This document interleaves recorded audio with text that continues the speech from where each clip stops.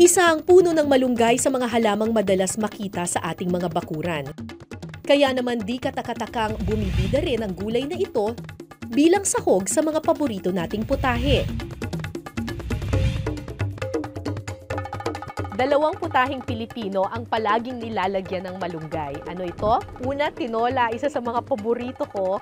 At pangalawa, swam na mais. Oh my gosh, isa ko pang paborito yung swam na mais. Kasama ko dito si Chris, na expert sa swam. Wow, talaga? Expert ka ba sa swam o sa malunggay?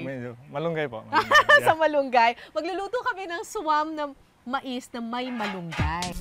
Igigisa ang sibuyas at bawang.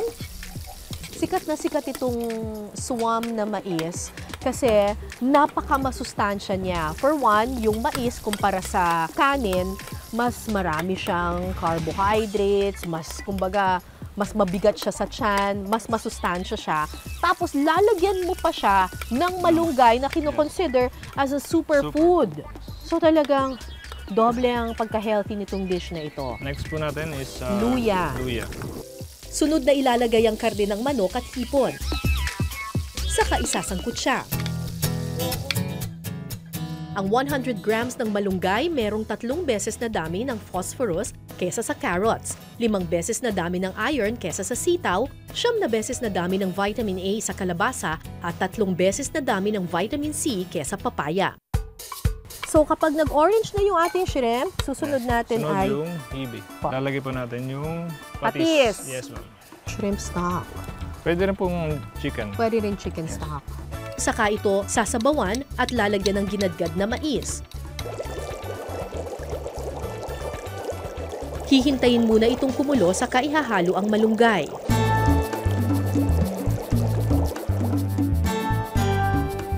Okay, tikman na natin itong swam na mais with malunggay or moringa.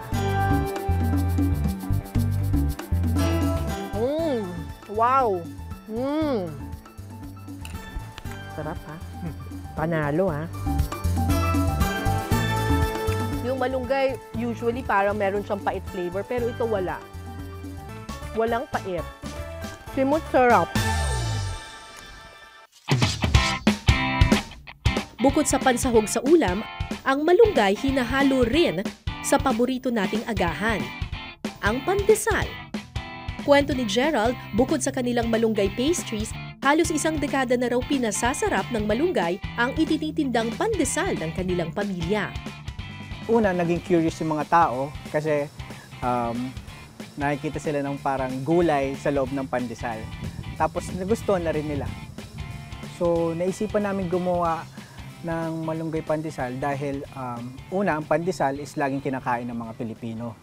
And then, kung bakit malunggay? Dahil ang malunggay ay isang napaka-masustansyang pagkain. Ang paggawa nito tulad lang din daw ng paggawa ng karaniwang pandesal. Ang kaibahan, hinahaluan ng pininong malunggay ang mismong dough ng pandesal.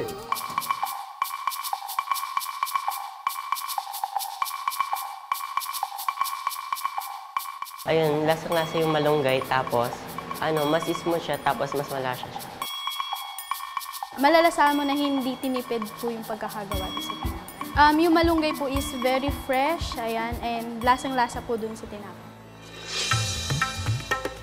Ang malunggay ay salitang hiram mula sa Tamil word na murunggay, na ang salin sa English, twisted pod o pinilipit na bunga sa Tagalog. Isa ang Tamil sa mga lingwahe sa bansang India, kaya naman sinasabing ang malunggay ay maaaring nagmula sa bansang ito. Earliest records would show that na yun nga, sila daw yung unang gumamit ng malunggay both for food and medicinal purposes.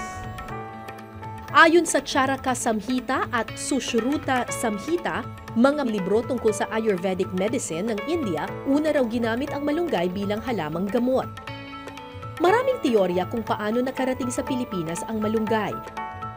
Una, dinala raw ito ng mga Indiano sa ating bansa noong kasagsagan ng barter trade, o yung pagpapalitan ng mga bansa sa kanilang mga kalakal, panahon kung kailan hindi pa tayo sinasakop ng mga Kastila.